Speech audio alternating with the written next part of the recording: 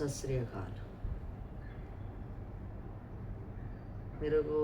ये जो हमारा सिख धर्म है और ये सत श्री अकाल, सत श्री अकाल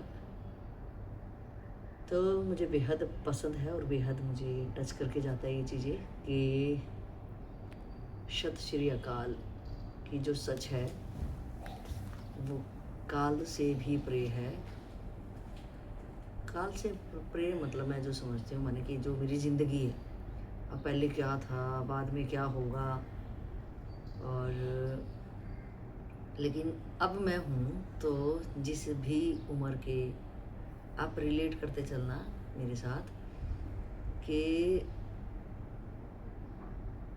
जब से मैं हूँ और जहाँ पे अब मैं हूँ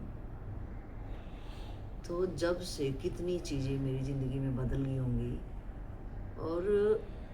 परिस्थितियाँ हालात के साथ साथ अगर मैं और बारीक से जाऊँ कि हालात परिस्थितियाँ वो मेरे बाहर की ज़िंदगी में इफ़ेक्ट करके जाती हैं, लेकिन मेरे शरीर की भी कितनी सारी चीज़ें बदल गई। लाइक मेरा बचपना कहाँ चला गया, ये वो किशोर अवस्था कहाँ चली गई, और जिस पड़ाव में मैं अभी हूँ तो वो बॉडी की जो अवस्था है, इस शरीर की फिजिकल बॉडी की अवस्थाएं हैं वो चेंज होगी। लेकिन एक है जिसको याद है कि कभी मैं बच्चा था और फिर मैं किशोर और फिर मैं जवान, तो वो कभी नहीं बदला। तो मेरे अनुसार कि हम कह देते हैं कि टेक्नोलॉजी का युग है, लेकिन बाहर की सुविधाएं बढ़ती हैं या उसके साथ बहुत कोई भी चीज़ ऐसी नहीं है जो सिर्फ एक लाभ दे। लाभ के साथ साथ अनेकों नुकसान भी वो अपने साथ लेके आता है, और लाभ अगर लोगे तो उन नुकसानों से भी आप परहेज नहीं कर सकते। वो नुकसान भी अपने को सुविधा के साथ साथ अनिवार्यता है, वो अपने को लेने ही पड़ेंगे। तो मेरा कहना है कि जो सत्य है, अगर मैं अपने आप से क्वेश्चन करूं कि मैं अपनी ज़िंदगी के अनुभव से बोलूं कि सत्य क्या है, क्योंकि हम है ना हर किसी से क्वेश्चन करते हैं कि मैं कौन हूँ, सत्य क्या है, धर्म क्या है, कैसे अपनी ज़िंदगी में मैं अशांत हूँ कैसे मिटाऊँ। तो कुछ दिन पहले मेरे साथ भी ऐसा होता था और मेरे भी ये क्वेश्चन इतने रहते थे कि ऐसा क्यों, ऐसा क्यों, ऐसा क्यों। लेकिन आज मैं ये फील कर पा रही हूँ कि जो मैं क्वेश्चन कर पा रही हूँ उसका आंसर मैं अपने अनुभव, अपनी लाइफ के अनुभव से बहुत एक सटीक, जो मुझे खुद को पसंद आएगा, जो मुझे खुद को अच्छा लगेगा। मतलब खुद को लगना अच्छा ये नहीं है, बहुत सारी चीज़ें खुद को अच्छी लग जाती हैं, लेकिन उसके अगर आप किसी अपने से हाई फ्रीक्वेंसी से या अपने बाजू वालों से भी बात करें तो उस वहाँ पे विभिन्नताएं आ जाती हैं कि, और वो विभिन्नता इसलिए आती हैं कि अगर भौतिक जगत वाली बात करें, अगर कोई सेकंड क्लास का बच्चा अगर वो 5th क्लास 10th क्लास वाले बच्चे से बात करेगा तो 10th वाला बच्चा यही समझेगा कि ये अभी बच्चा है और ये अच्छी बात है कि ये अभी चल रहा है और ये एक दिन यहाँ तक भी पहुँच जाएगा और इसकी नॉलेज इतनी हो जाएगी। तो वही मैं फील कर पा रही हूँ कि ये क्वेश्चन मेरे भी बहुत रहते थे। तो और मेरी बहुत पुरानी डायरियाँ हैं, मैंने बहुत बार बताया आपको कि ये मेरा मतलब बहुत प्यारा मेरा ये शौक़ रहा है, जिससे मैं बड़ी राहत मुझे मिलती थी कि मैं खुद को ही एक शब्दों में और डायरियों में उतार देती थी, और उसको पढ़ने वाला भी शायद उसको क्या ही समझेगा, लेकिन उसके हर एक शब्द में मैं उसके पीछे होती थी और वही मैं ढूंढती रहती थी बाहर अपनी ज़िंदगी में कि ये क्या है जो बदल रहा है, ये क्यों मेरे साथ ऐसा हो रहा है, कहाँ मुझे पहुँचना है, मैं क्या करना चाह रही हूँ। तो आज मुझे लग रहा है कि मैं उन चीज़ों का एक, अगर मैं ये चीज़ें और किससे पूछती थी तो मुझे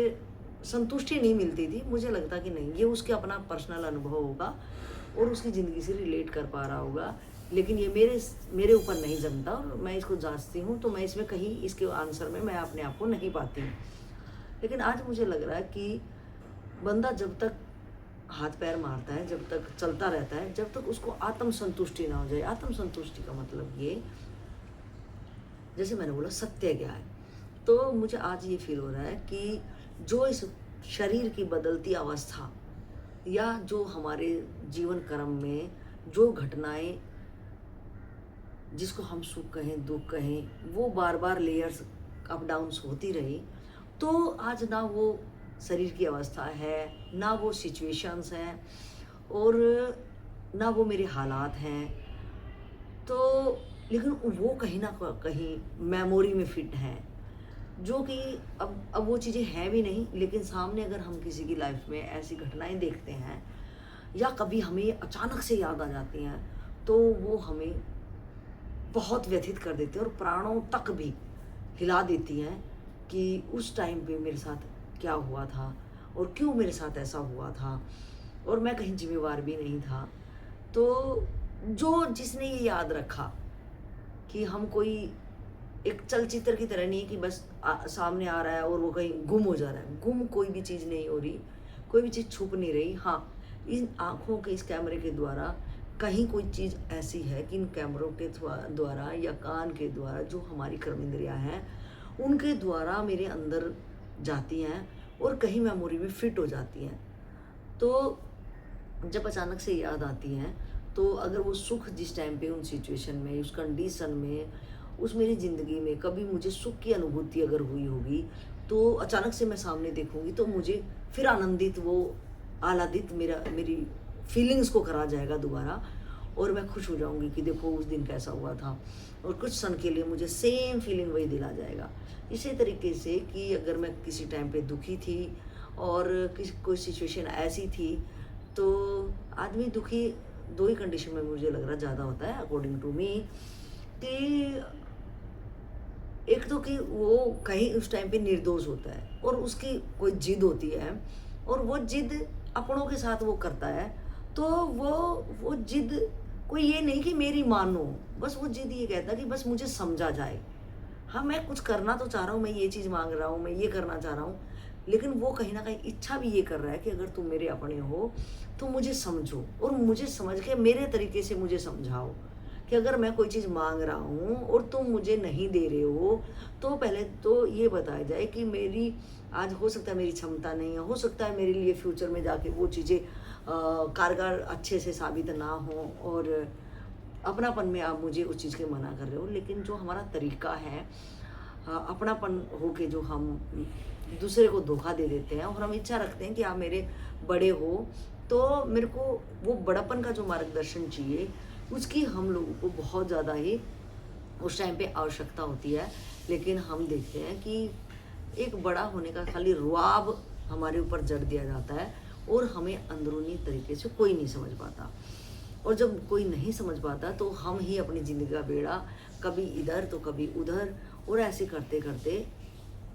बहुत बार नुकसान भी होता है, बहुत बार अच्छा भी फील होता है, लेकिन वो जो अपनापन होता है जिनके साथ हम इमोशनली अटैच होते हैं, वो हमारे बहुत पीछे छूट चुके होते हैं। तो मेरा था कि आज मुझे समझ में आ रहा है कि जो जिसको हम कहते हैं सत्य क्या है, तो वो कभी नहीं बदलता। सत्य श्री अकाल, मतलब सत्य कभी भी नहीं बदलेगा। तो ये जो संबोधन है जो हम एज ए रिगार्ड्स एक दूसरे को याद दिलाने के लिए करते हैं कि सत्य कभी नहीं बदलेगा। वो सत्य क्या है? तो वो सत्य यही है कि जो मैं अपनी ज़िंदगी में आज मैं जिस पड़ाव में खड़ी हूँ, जहाँ से मेरी स्टार्टिंग पॉइंट हुई, बचपन से लेके जब से मेरे को यादें चीज़ें रही, जब से मैं कोर्स संभाला वहाँ से लेके और इस पॉइंट तक जो जर्नी मेरी हुई, उसमें कुछ ऐसा है जो कभी नहीं बदला। शरीर की अवस्थाएं बदली, शरीर के मन के सोचने के तरीके बदले, जैसे हालात सामने आई उनको कैसे फेस करना है, कई बार फेस हुई वो चीज़ें, कई बार अनुभवहीन मैं था तो मेरे नुकसान भी उसमें हुए, लेकिन कुछ है जो कभी भी नहीं बदल रहा, तो मैं कभी भी नहीं बदलता। तो अब आएगा क्वेश्चन कि ये मैं कौन हूँ। यानी कि मैं शुरू में भी ये मुझे लगता था कि एक मैं बॉडी हूँ, तो बॉडी बहुत बार जब खुश होते हैं या दुखी होते हैं तो ये बॉडी भी बहुत बोझिल लगती है कि खुद का शरीर ही मुझे वजन दे रहा है, मैं खुद से अंदर कुछ है मेरे, वो इतना दुखी है आज कि वो अपना वजन भी नहीं उठा पा रहा। अब आप अच्छे से खुद के साथ भी रिलेट कर पाएंगे। जब हम दुखी होते हैं तो हमारा शरीर बड़ा बोझिल लगता है, और जब हम खुश होते हैं तो ये हवा की तरह चहकता है, उड़ता है, नाचता है, मतलब इतना हल्का फील करते हैं। तो इसका मतलब हम शरीर तो नहीं हो सकते। शरीर के अंदर कोई है जो अच्छा या बुरा फील कराता है। तो जो वो अच्छा और बुरा फील कराता है, जो हम के अंदर जो एक मेमोरी की तरह, जो सेविंग, जहाँ मेरी हर चीज़ चल चित्र रही है, मैं बाहर से देख रही हूँ लेकिन इसकी फीलिंग जो मेरे अंदर सेव कहीं हो रही है, तो मुझे लग रहा कि मैं वो हूँ। अब उसको हम क्या कहते हैं, अब मुझे उसको कुछ भी कहे, अलग अलग लोग, अलग अलग धर्म के लोग, या अलग अलग, हमें क्या हुआ कि हम एक तरह से संकीर्ण ऐसे हो गए हैं। मुझे लग रहा, हम खुद की ज़िंदगी को भी अगर ऐसे देखें और ईमानदारी के साथ देखें, तो हम खुद की लाइफ, खुद को ही कहीं अलग एक लेवल पे जाके खुद को महसूस करा सकते हैं। और वो जब हम कराएंगे, जब हम पहले तो ये बाहरी जो भीड़ मेरे अंदर है, बाहरी भीड़ में रोज रोज बढ़ा रही हूँ, अपनी जानकारियाँ बढ़ा रही हूँ, या मैं लोगों को गैदरिंग में रहना पसंद कर रही हूँ, या मैं सोच रही हूँ ये इससे बातचीत बढ़ाऊँ, ये मेरा साथ देगा, या इससे मुझे कुछ मिलेगा, मतलब बहिर्मुखी मैं जिसको कह सकते हूँ, वर्डली अफेयर मैं जिसको कह सकती हूँ, हम जितना उसको बढ़ाएंगे उतना हम इससे जो अपना इस बॉडी के अंदर कुछ है, तो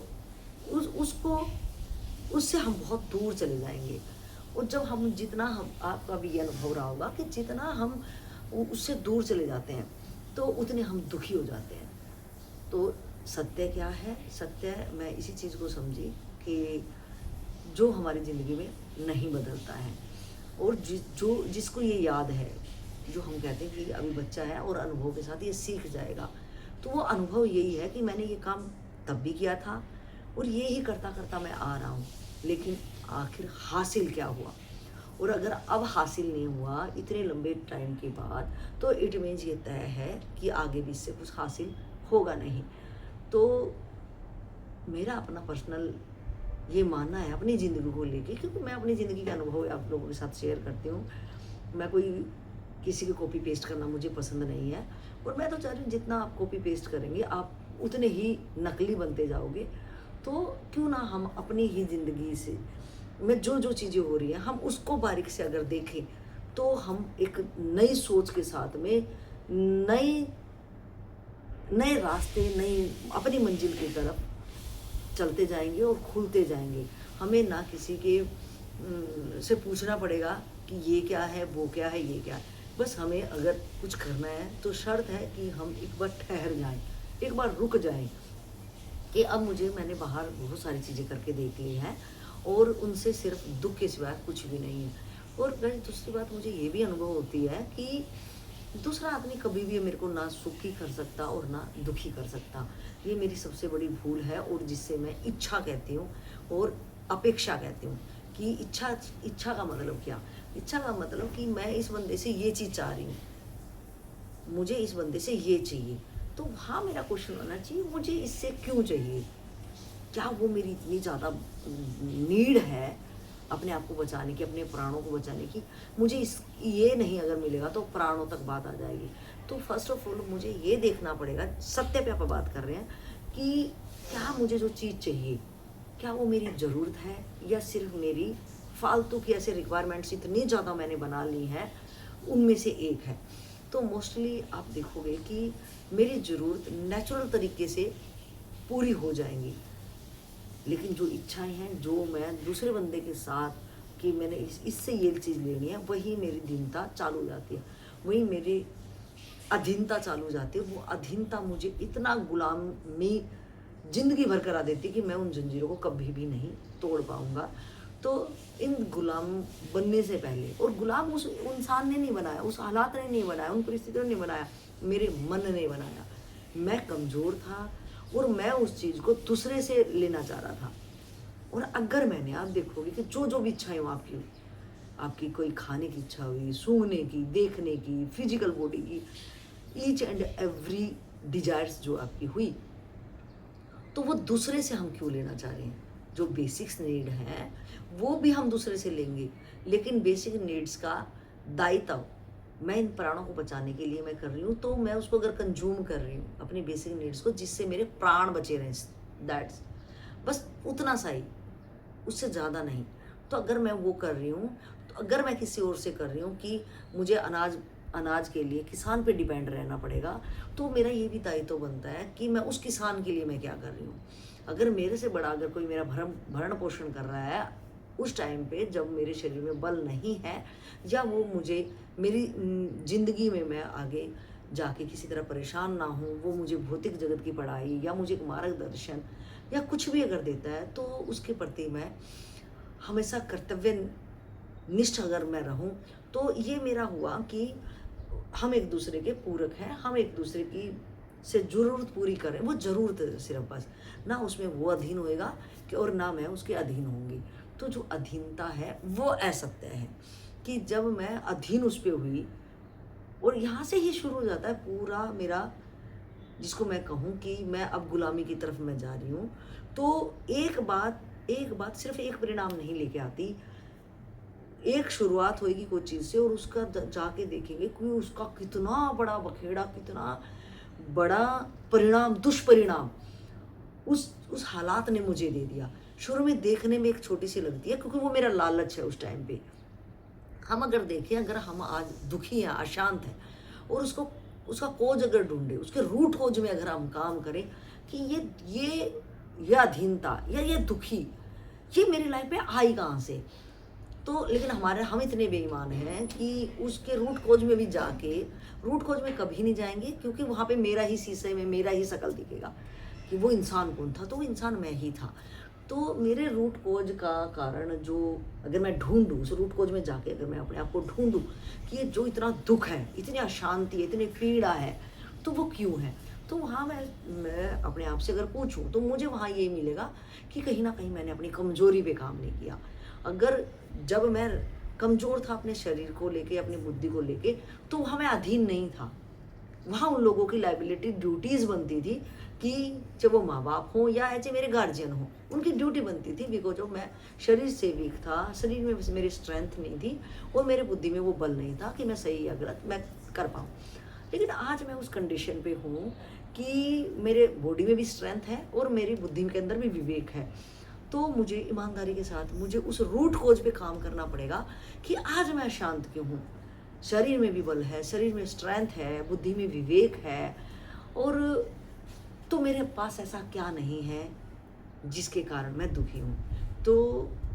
वहाँ मुझे मिलेगा कि मैं खुद पे काम करना पसंद नहीं कर रहा, और मैंने हमेशा अधीनता गुलामी मैंने स्वीकार की, और वो चीज़ जो मैं अब चाह रहा हूँ कि ये मेरी इच्छा पूरी करे, वो एक बड़ी बेड़ियाँ लेके खड़ा है कि हम देखते हैं शुरू की चीज़ें बड़ी सुहानी और लुभावनी दिखती हैं, लेकिन जैसे वो लुभावनी और सुहानी चीज़ के करीब मैं जितना गया,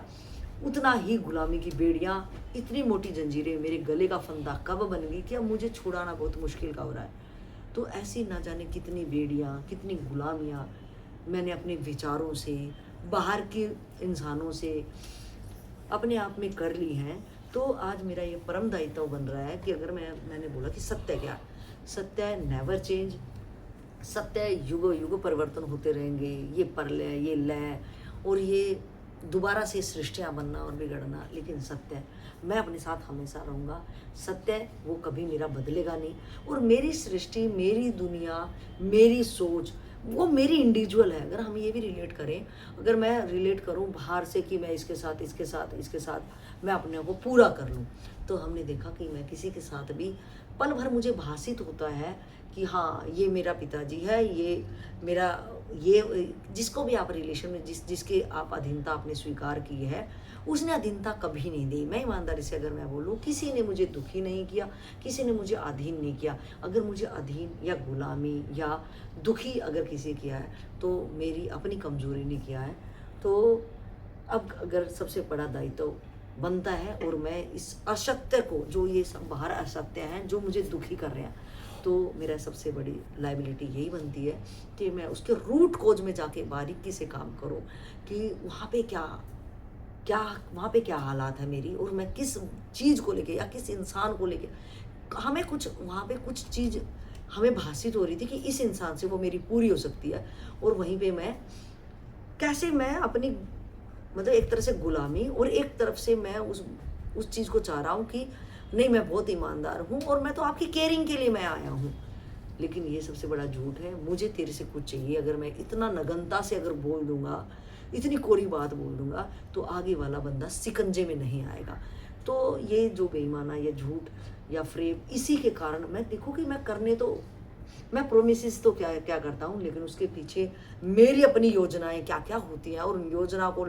तरीके ब तरीके से मैं अगले इंसान पे कैसे एक्सपेरिमेंट करता हूँ। तो यही मेरा मुख्य अशांति का कारण है और यही असत्य है। और इस असत्य से मैं कैसे छूटूं, मेरे अकॉर्डिंग जो मैंने बताया कि जब मैं हर एक चीज़ में मैं इस बात से अगर बोझिल हूँ, मैं अगर दुखी हूँ, तो मैं दुखी क्यों हूँ,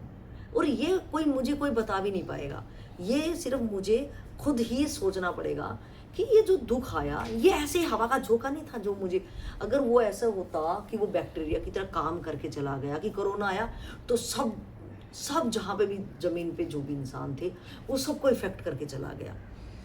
सबको एक डर की स्थिति दे के चला गया, तो उस अवस्था में हम कह सकते हैं कि